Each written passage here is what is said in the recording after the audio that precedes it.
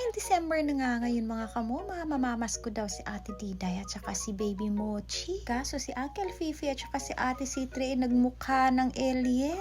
Tapos sumabay din si Mochi. Liit, ang cute ng baby alien na yan. Kaya ang baby alien umakyat na naman sa basket. Ay grabe jud kakulit in town. Tapos sinapak pa si Kuya Siwan. Nanahimik nga lang si Kuya Siwan, sinapak pa. Rest in sukol jud talaga ni si Mochi mga kamoma. At eto naman si Mami Citri, ginigising niya si Apa, natutulog si Apa. Ay nako Citri, mamaya baka magising dyan si Kuya Nori, lagot ka.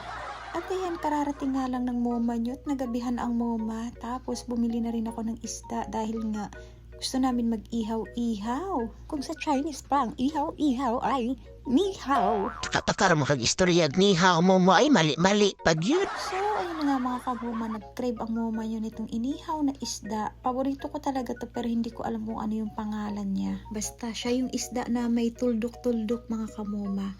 Actually, kami lahat dito best in inihaw. Pero si Apa lang naman ang ayaw ng inihaw mga kamoma. Mas gusto nila yung prito. Gusto kasi nila yung oily. Siyempre, yung kagustuhan ng mama nyo ang masusunod at hindi yung kagustuhan ni Apa. Dahil ako yung nagka-crave ng inihaw eh. Lagi-lagi na lang paborito ni Apa yung niluluto ko. Yung sa akin, hindi.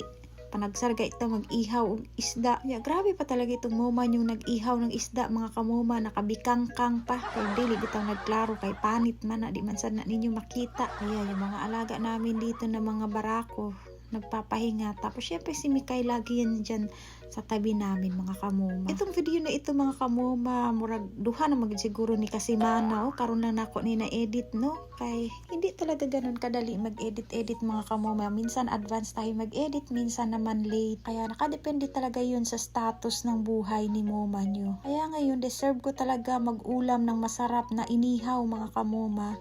Bali, 3 nga palang isda yan niluto ko. Dahil yung isa dyan mga kamoma, kukunin ko yan at ihalo ko sa gulay. Gusto ko rin kasi ng lauoy mga kamoma, yung masabaw. Kahit pakiramdam ko kasi mga kamoma, sobrang dry na ako. Paano hindi mag-dry kay permanente man ginatalikdan matulog?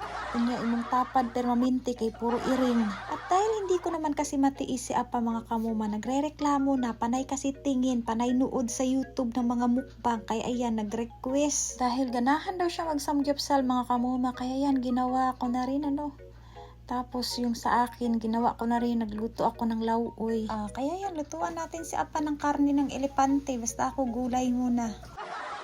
Siyempre, para patas naman kami ni Apa na masarap yung ulam namin mga kamuma, no? You know naman kung gaano namin tinitipid yung sarili namin mga kamuma para lang mabigyan ng masarap na pagkain yung mga junakis namin na 4 ang paa. Kaya deserve din namin i-treat yung sarili namin mga kamuma na makaulam ng masarap. Kita nyo yung video, no? Puro pagmukbang yung pinapanood ni Apa dyan. Kaya lagi yan siya naglalaway. Pero syempre ako naman ay naaawa sa kanya mga kamoma dahil isagod siyang kurikong. You know ba yung mga kurikong kapag kumakain sila sobrang daming mga putahe tapos panay luto. Hindi talaga yan sila pwede sa isang ulam lang. Dapat nasa 3, 4, 5. Tingnan nyo naman ang ating prinsesa mga kamoma ay sumisilip na sa labas. Gusto na naman tumakas. At ayan, si Kuya Nori, relax lang, no?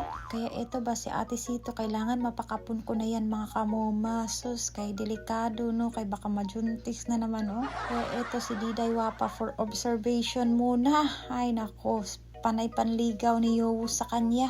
Ayoko nang dagdagan, mga kamoma, tama na.